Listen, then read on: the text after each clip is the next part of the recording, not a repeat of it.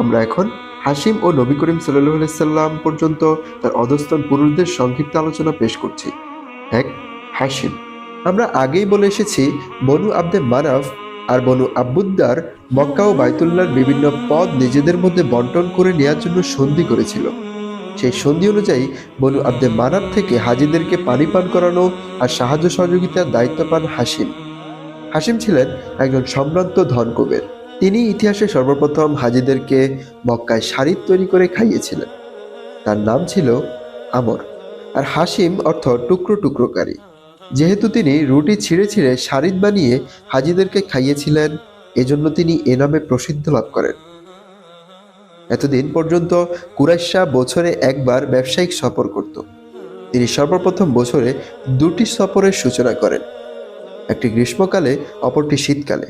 কবির ভাষায়, এই সেই আমর যিনি মহামারী আর মনন্তরে জীর্ণশীর্ণ ও দুর্বল হয়ে পড়া নিজ কওমকে মক্কায় রুটি ছিঁড়ে ছিঁড়ে ভিজিয়ে ভিজিয়ে খাইয়েছেন, যিনি তাদের জন্য গ্রীষ্ম ও শীতকালে দুটি সফরের রীতি প্রবর্তন করেছেন। তার সম্পর্কে যতটুকু জানতে পারা যায় তা হলো, তিনি ব্যবসা করার জন্য একবার সিরিয়ার পথে রওনা করেছিলেন। অতঃপর যখন মদিনায় এসে উপস্থিত হলেন, সেখানে বনু আদি বিন নাজ্জারের সালেমা বিন আমরকে বিবাহ করলেন এবং সেখানে কিছুদিন অবস্থান করলেন। এরপর তিনি আবার সিরিয়ার পথে রওনা হলেন, আর তার স্ত্রী নিজ বাড়িতেই রয়ে গেল। তার স্ত্রীর পেটে ছিল তার ছেলে আব্দুল মুত্তালিব।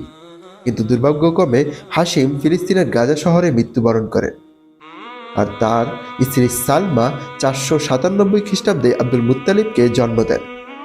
তার নাম রাখেন সাইবা, কারণ জন্মলগ্নেই তার কয়েকটি চুল নাকি সাদা ছিল, আর আরবি ভাষায় সাদাকে বলা হয় সাইবা।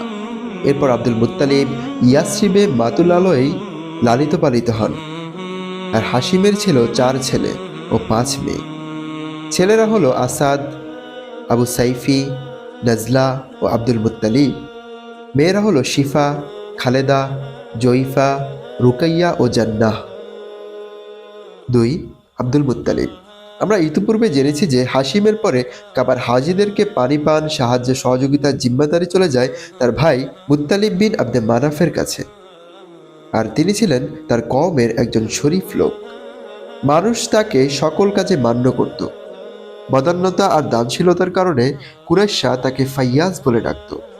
যখন সাইবা তথা আব্দুল মুত্তালিব 7 কিংবা 8 বছরের কিশোরে পরিণত হলেন, তখন চাচা মুত্তালিব তার কথা শুনতে পেলেন।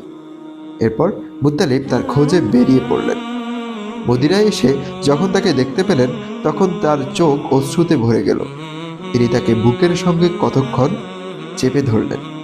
এরপর তাকে নিজ বাহনের পিঠে উঠিয়ে নিতে চাইলে কিশোর সাইবা মায়ের অনুমতি ব্যতীত সেটা করতে অস্বীকার করলেন। সুতরাং মুত্তালিব তার মায়ের কাছে অনুমতি চাইলেন, কিন্তু সাইবার মা তাতে রাজি হলেন না। মুত্তালিব বললেন, সে তো তার পিতার দেশে ও আল্লাহর হারাম শরীফে যাবে, তাতে তো কোনো সমস্যা নেই। একথা শুনে তার মা সম্মত হলেন এবং তাকে সফরের অনুমতি দিয়ে দিলেন। মুত্তালিব তাকে নিজের পেছনে বসিয়ে মক্কায় এসে উপনীত হলেন। মানুষ সাইবাকে মুত্তালিবের গোলাম ভাবল এবং বলল, এই হলো আব্দুল মুত্তালিব তথা মুত্তালিবের গোলাম। মুত্তালিব লোকদের উদ্দেশ্যে বললেন, তোমাদের সর্বনাশ হোক, সে তো আমার ভাই হাসিমের ছেলে। এরপর থেকে সাইবা আব্দুল মুত্তালিব নামে পরিচিত লাভ করলেন এবং চাচা মুত্তালিবের কাছে থেকেই বড় হতে লাগলেন। পরবর্তী সময়ে মুত্তালিব ইয়েমেনের রিদমান অঞ্চলে মৃত্যুমুখে পতিত হন। তারপরে মক্কায় তার আসনের সমীসীন হন আব্দুল মুত্তালিব। আব্দুল মুত্তালিব তার পূর্বপুরুষদের অনুকরণে গোত্রের জন্য সবকিছু উজাড় করে খাটতে লাগলেন। এভাবে দেশের জন্য ও কওমের জন্য কাজ করে আব্দুল মুত্তালিব একসময় সকলের চোখে এতটা সম্মান ও শ্রদ্ধার পাত্র হলেন, যা তার পূর্বপুরুষদের মধ্যে থেকে ইতিপূর্বে কেউ অর্জন করতে পারেনি। তার কওমের মানুষেরা তাকে পরম ভালোবাসায় বরণ করে নিল। তার ভয় আর শ্রদ্ধার বিশাল অবয়ব তৈরি হলো কওমের প্রতিটি সদস্যের কলবে। যখন মুত্তালিব মারা গেলেন, তখন নওফল আব্দুল মুত্তালিবের ঘরবাড়ি ও সহায় সম্পত্তির উপর হামলা করে তা লুটপাট করে নিয়ে গেল।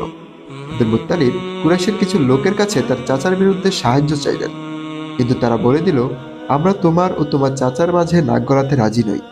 এরপর আব্দুল মুত্তালিব ইয়াসরিবের বনু নাজ্জারের তার মামাদের কাছে সাহায্য চেয়ে একটি চিঠি পাঠালেন। সংবাদ পেয়ে তার মামা আবু সাদ বিন আদি ৮০ জন সওয়ার নিয়ে মক্কার আপ্তায় এসে অবতরণ করলেন। সেখানে আব্দুল মুত্তালিব তার সঙ্গে মুলাকাত করলেন। তিনি মামা আবু সাদকে নিয়ে কিছু সময় বিশ্রাম করার অনুরোধ করলেন। আবু সাদ বললেন, নওফলের সঙ্গে সাক্ষাতের আগ পর্যন্ত আল্লাহর শপথ আমি বিশ্রাম করব না। এরপর আরও সামনে অগ্রসর হয়ে নওফলের দেখা পেলেন। নওফল তখন কুরাইশ নেতাদের সঙ্গে নিয়ে হাতিমে বসা ছিল। আবু সাদ তার নাঙ্গা তরবারি নওফলের মাথার উপর তুলে ধরে বললেন, বায়তুল্লাহর রবের শপথ, যদি তুমি আমার বাগিনার সহায় সম্পত্তি ফিরিয়ে না দাও তবে আমি তোমার মাথায় এ তরবারি চালিয়ে ছাড়ব। তখন নওফল বলল, আমি তার সবকিছু ফিরিয়ে দিলাম, এবং সে উপস্থিত কুরাইশ নেতাদেরকে এর উপর সাক্ষী রাখল। এরপর আবু সাদ আব্দুল মুত্তালিবের কাছে গিয়ে বিশ্রাম নিলেন। ৩ দিন তার কাছে অবস্থান করলেন। এরপর উমারা আদায় করে মদিনায় ফিরে এলেন। এই ঘটনার পরে নওফল বনু হাসিমের বিপক্ষে বনু আব্দে শামস বিন আব্দে মানাফের সঙ্গে মিত্র চুক্তিতে আবদ্ধ হল। আর যখন বনু খুজা বনু নাজ্জারকে আব্দুল মুত্তালিবের সাহায্যে এগিয়ে আসতে দেখল, তখন তারা বলল, তোমরা যেমন তাকে জন্ম দিয়েছ ঠিক একইভাবে আমরাও তো তাকে জন্ম দিয়েছি, সুতরাং তার সাহায্যে আমাদের সর্বাগ্রে এগিয়ে যাওয়া উচিত।